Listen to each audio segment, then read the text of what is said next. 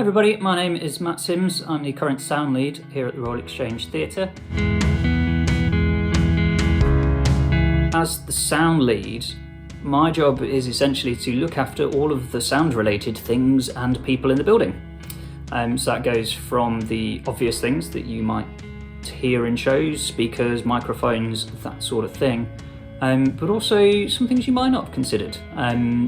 Our backstage communications gear, for instance, is all under my remit. And how do we work with the rest of the company? Well, we work closely with loads of people from all across the company. So from sound designers, who are the people that are making all of the snazzy sound effects and music that you hear in our shows, to the rest of our production team. So our lighting guys, stage and automation technicians, and our props and settings guys in workshop who make all the sets.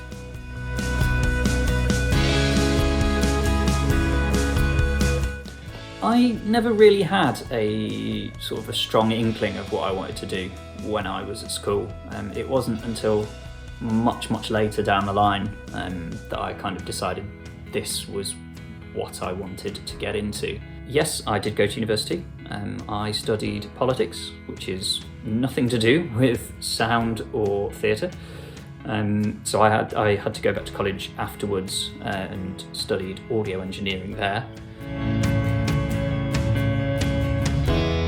This is quite a technical job, so there is that side of it. There are a lot of skills that are very specific to sound, but I would say sort of outside of those, I think something I lean on quite heavily is being calm under pressure, which sounds really cliched, but it is genuinely really important in theatre.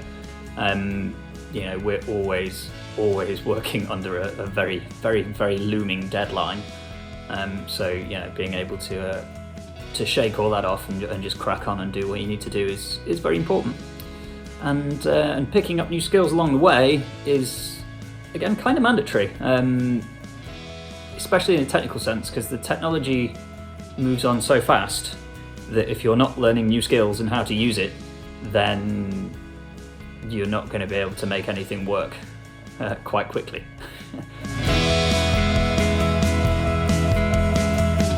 I like my job, so I guess I'm onto a winner there. I think the two things that stick out to me are probably the variety that we encounter.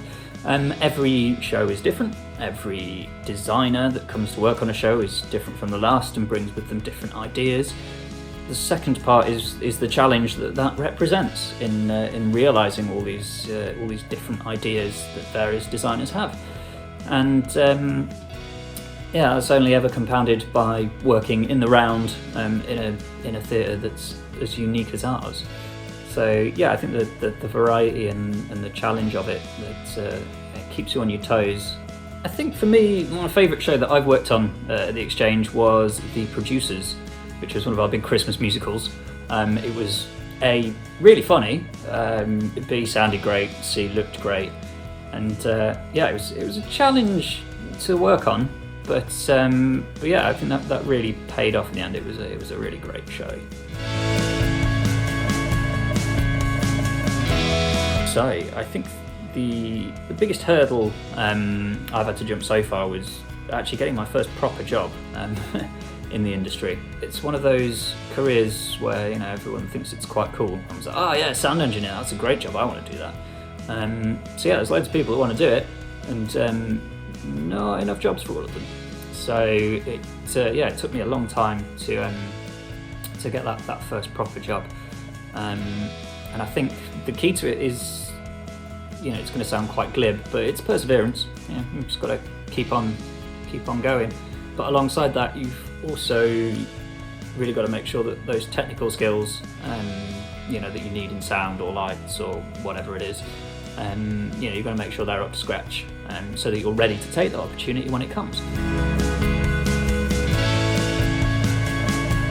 This was one I thought a bit about, and it might not be a great answer considering how long it took me to think of it.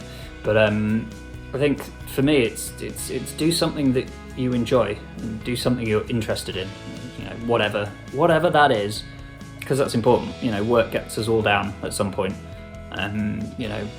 technical theatre, it's long, pretty antisocial hours, to get shows running. But the reason that we keep doing it and we keep coming back is because we enjoy it. It's fun.